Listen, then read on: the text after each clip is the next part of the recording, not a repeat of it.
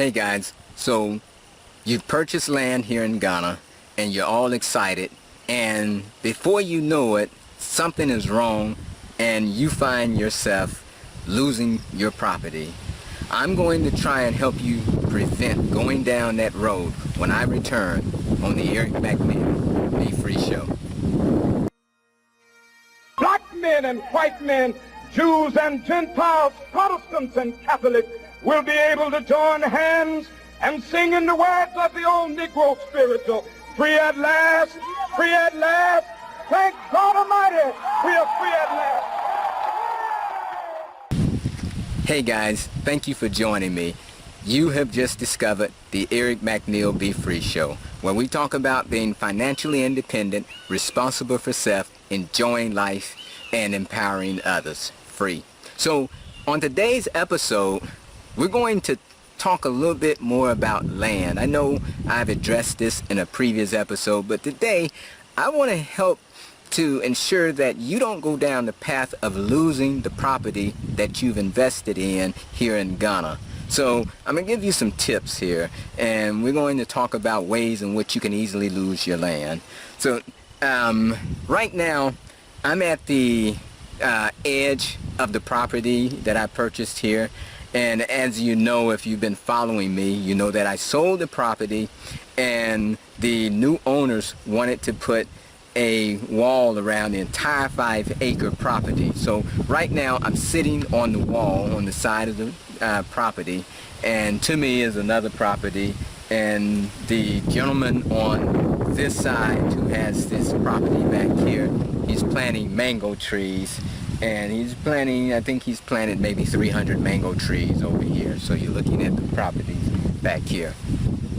And so at any rate, when you come to Ghana and purchase land and you're coming from the West, the first obvious difference is going to be that you are purchasing land as a lease, right? This is leasehold land. It's not freehold. We are used to a freehold system in places like the United States. And here it's a leasehold. And if you are a foreigner, you get essentially a 50-year lease. If you are a citizen of Ghana, you essentially get a 99-year lease. Now, there are some exceptions in that, you know, depending on what you say you're planning on doing with the land, it may be less, and so there are a few exceptions, but generally speaking, 50 years for a foreigner, 99 years for a citizen. All right, so I'm going to show you something here. I'm holding a couple documents here. And the this document is my original lease, and then this is the assignment when I actually sold the property. So these are the documents. These are two of the documents that you do when you're leasing land and when you're selling properties.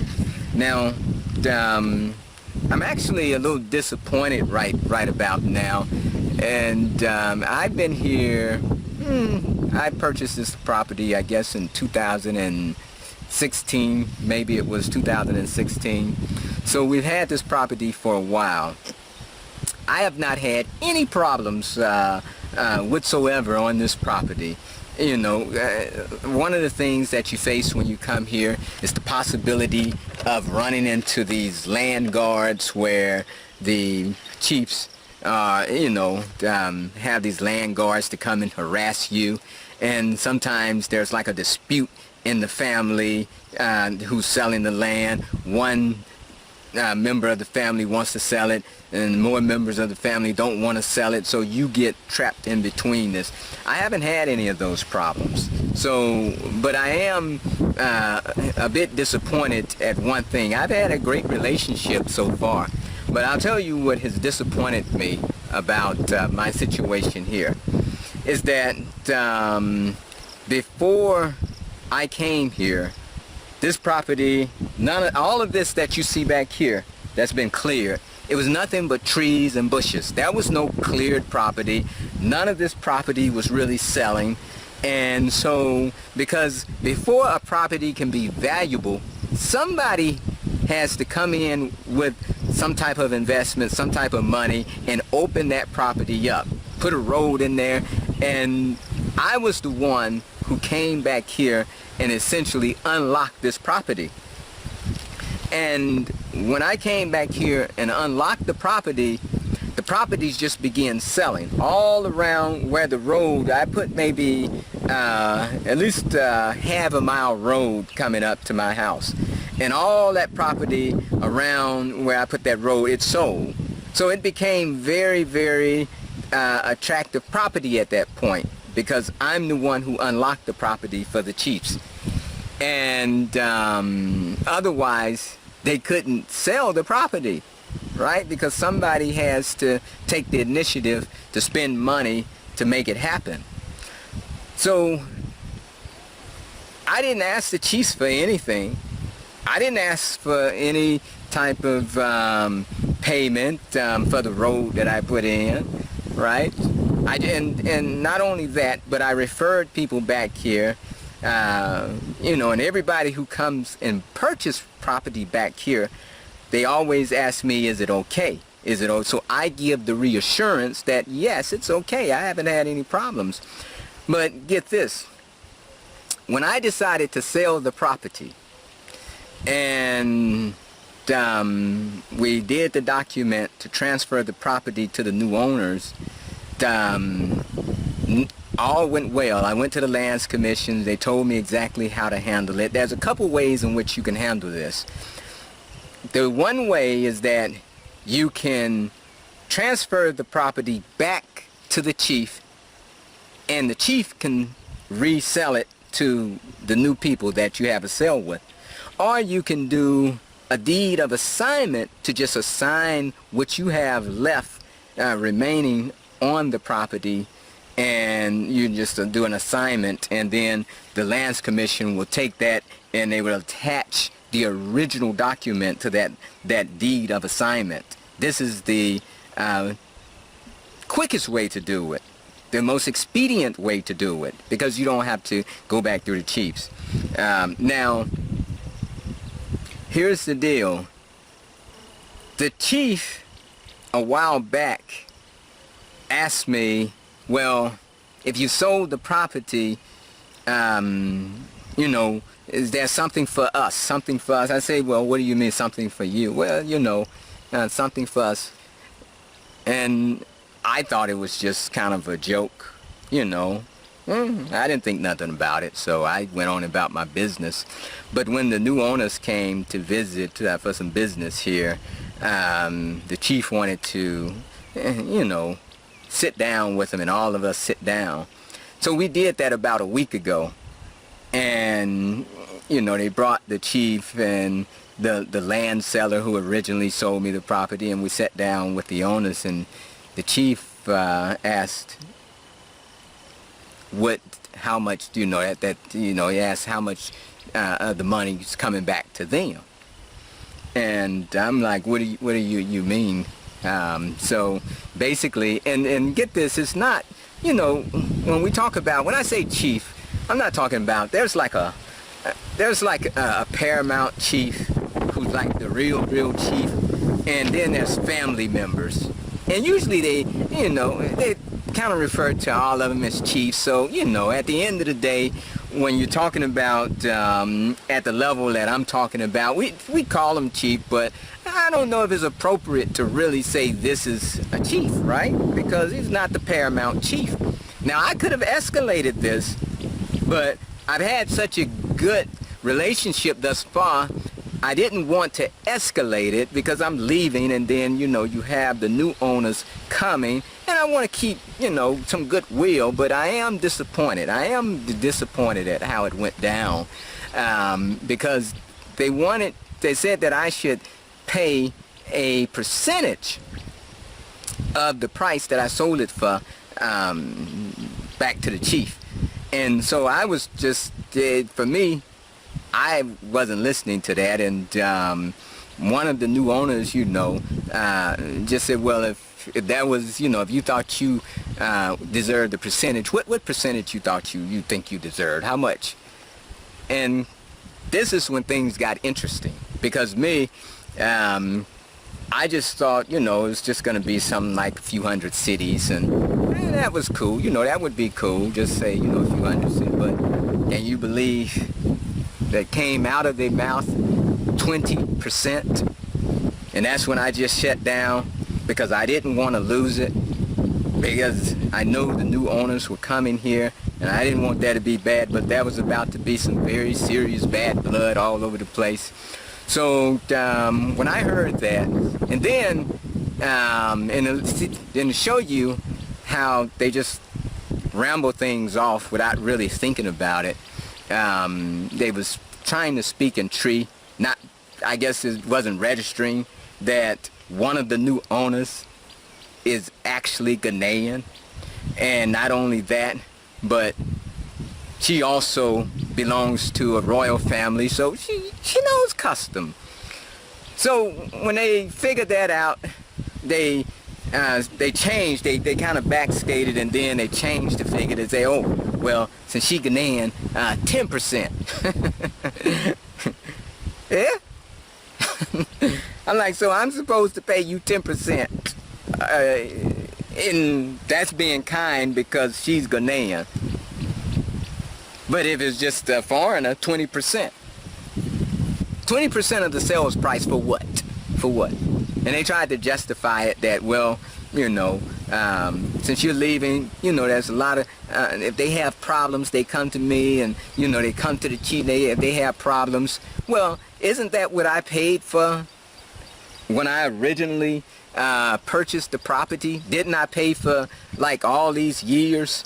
I mean, so if that's the case, if you're saying that, if you're going to justify, try to justify me paying a 20%, is there going to be a refund of the service fee or something that I paid for these years? You're going to refund me that, and then you're saying that the new owners need to pay for that service of answering questions? Now, I'm going to tell you, and this is why these documents are so vitally important, because the document is going to spell out what they can and can't do. And if you don't change that document to ensure that you're not taken advantage of, then you're in trouble. You're in trouble. Now, what they're talking about, here's what they're talking about, is essentially a grounds rent. This is the proper term for what they're trying to tell me I should pay all this money for. It's a grounds rent. Now, when you get these documents, they're very sketchy. And the grounds rent is usually something, might be something like 100, that they can charge you 100 cities per acre per year. But they have the ability to go in and review and change that grounds rent according to some of these leases. So if you are not savvy enough to get that, now, before I signed my lease, I told them to send me a copy of the lease, because they just wanted me to appear with the survey and just sign the lease. And I said, no, you know, I'm not going to sign the lease. I need you to send me a copy before I show up. And they said, oh, you just come here and you sign it and you do this and that. I said, no, you send me a copy so I can read it first. I'm not going to waste my time to come out there with you and just sign a lease. And they said, oh, okay. And so then they sent me a copy. It's like in PDF form. I said, no, that's not good enough. I say, I need the original Word document. I said, you have a Word document, right? You send me the Word document. Whoa, what you need the original? I said, because I'm going to edit it. Oh, you just sign it. No, I'm going to edit, and this is what I want you guys to do. I don't want you just going thinking that you have to sign a lease that they provide for you. I want you to get that document ahead of time, and I want you to edit it until you are satisfied with it. If they don't like the terms that you spell out, then don't purchase the land. Don't purchase the land. No, don't fall in love with a piece of property that you don't own yet. You need to take the document, you need to have it edited. If you need to take it to an attorney to make sure that document has been edited so that you won't be taken advantage of in the future, then that's what you need to do. Right? Because listen, had I not edited this document to remove all this ground rent foolishness out of that would have been the next step. If I came and said, oh, I'm not going to pay y'all any money, then they'd have took that document and see what they can do legally to force that money, to force more monies out of me. And had I not edited my own document, I would have been in trouble, you see? So this is why making sure that that document is something that you can live with in the future is very crucial to this whole transaction, right? Because there were things that I removed. Another thing that I see in these documents that I don't like in some of them, and I had mentioned this to some people about having your land taken. And some people, you realize that when you purchase this land, you need to do some kind of building or something on it so that it would be difficult for them to resell it, because people can see that there's some building going on over here. Or you put some pillars around your property or a gate around your property so that people don't encroach on your property. That's also wise too. But another thing is that in some of these lease documents, the chiefs have the ability to repossess that property if there's no activity on it for 2 or 3 years. And so you better read these documents very carefully, because if you are an investor, especially if you're an overseas investor and you don't plan on doing anything on that property and you're gone, then the chiefs will actually repossess that property, and then you come over here and you say, hey, where's my property? The property's been sold to somebody else, and it happened legally. Once you go and think you're going to go and sue them, then you go through your document and you see that they had every right to do it. Right? So you have to be very careful about these documents. We had one neighbor over here who had land, and they put a road through his property. He had no idea. Like, hey, there's a road that think it might be going through your property. And he came here to look, and he said, hey, there's a road going through my property. He's Ghanaian too. Yeah, they put a road right through his property. So you have to be on it over here. You can't sit there and just believe that, when they're sitting down talking to you trying to get that money, everything's going to be all right. Everything's going to be cool. Don't worry about that. Just sign. No. Don't do that. This document covers everything. And so you need to go through it with a fine-tooth comb.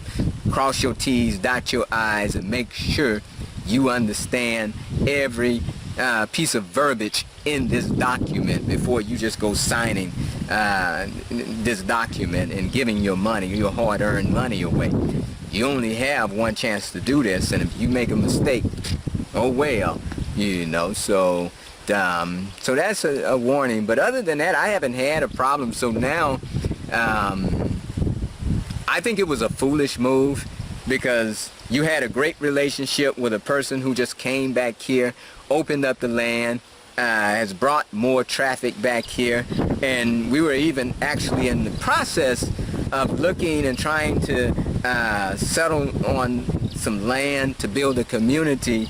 And and I kind of toyed around the idea of purchasing some more land around here, and I was leaning away from it because of the hilly, the hilly land is beautiful and it's good, when I purchased my house, but trying to build a whole community in the mountain on hilly land, it's expensive. So I was kind of leaning away from that, but since I was already back here, it was still a possibility. Now it's not even a possibility. I won't even consider it now. And they're constantly talking about, we got another 100 acres over here, another 100 acres. Now you just killed that, because you came to me kind of sideways, and I didn't like that. So now anybody who asks me about the land, I'll still say, okay, you know, I haven't had a problem back here, and you know, and it's a beautiful land. Now there's a but, and the but is, you know, after I initiated a sale of the land, they came to me and asked for initially 20% and then 10%.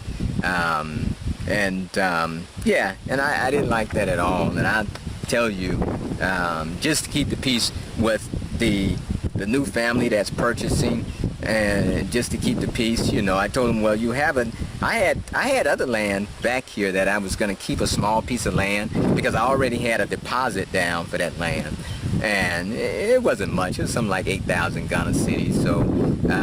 So what I told them is that basically that because y'all have my deposit 8,000 Ghana cedis, I say let that go to the chief. That can be something I don't mind, you know, because when you do these transactions, now keep in mind, you do want to be kind of, you know, it's customary to do something, you know, but 20% is beyond customary, right? You're getting into extortion, but it's customary to do something. And so I told him, you know, since you guys have my deposit, you keep that, and I won't take the land back here, and you keep that deposit and put toward this. You know, that this monies that you're looking for, you know, that can go to the chiefs. You keep that 8,000, because, you know, at the end of the day, I knew I wasn't going to get my $8,000 back. I mean, my 8,000 cedis back. So, like, hey, let's just give that to them. In this way, you know, you still keep some good blood and everything. And then, you know, we asked them, the family asked them to come back and pour libations, you know, and let's bless the land. So we did that a couple days ago. It went well, but still, I'm a little disappointed at how that all went down. So I want you guys to make sure that your documents are, you know, very solid. Very solid. You know, don't just be signing these documents because they give them to you and you think you gotta sign them as they give them to you. No, it's your money. You know, you set the terms and conditions. They can agree to it or not. You know, if they don't, you set these terms and they say, no, we don't like that, you go find you another piece of land to purchase, okay? So that's, you know, my story about selling the property back here. Be careful in how you negotiate these land deals, because they can get very sticky. So many people, I say out of 10 people that I've spoken to about purchasing land over the past couple years, maybe 7 of them had some major issues with their land. At least 7. Yep.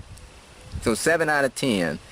And yeah, and true enough, people are gonna probably comment on the videos like they always do. Oh, Eric, you're being very general. It doesn't happen like that with everybody. Oh, Eric, there's good people. And go, oh, Eric, there's...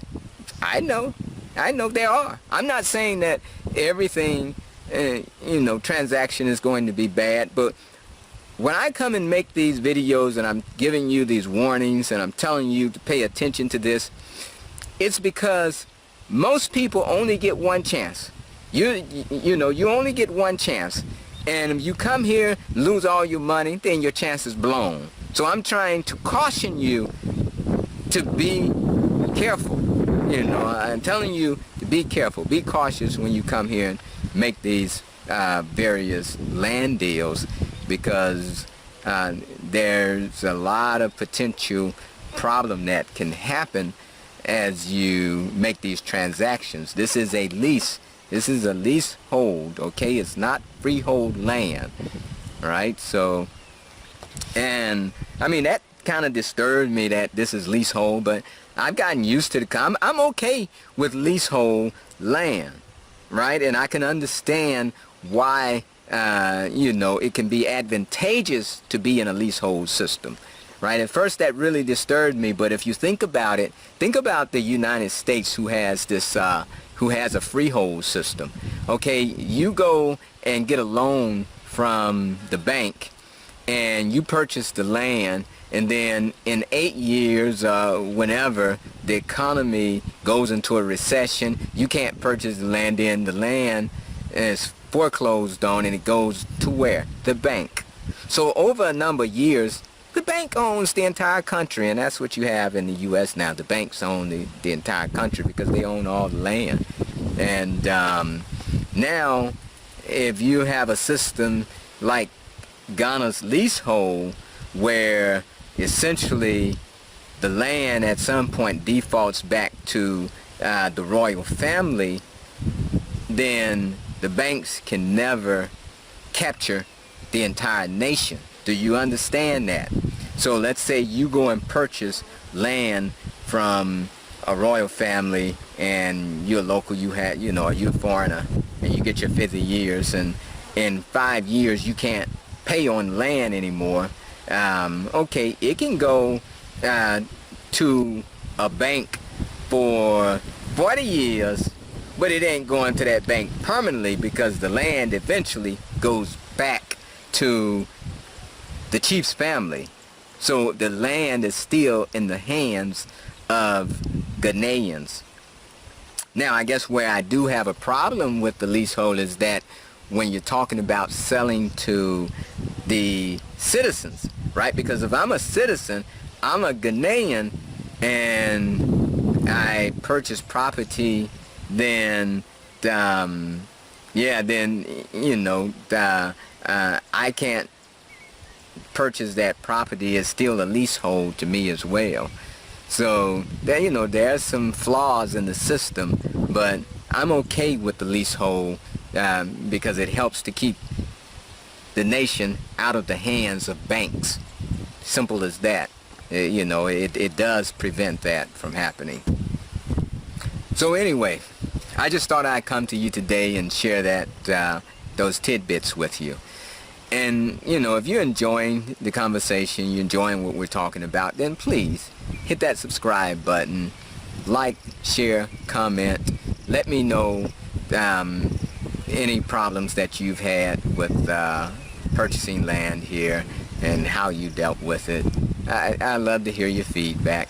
And you can also follow me on my Facebook page at facebook.com/Eric McNeil. It's free.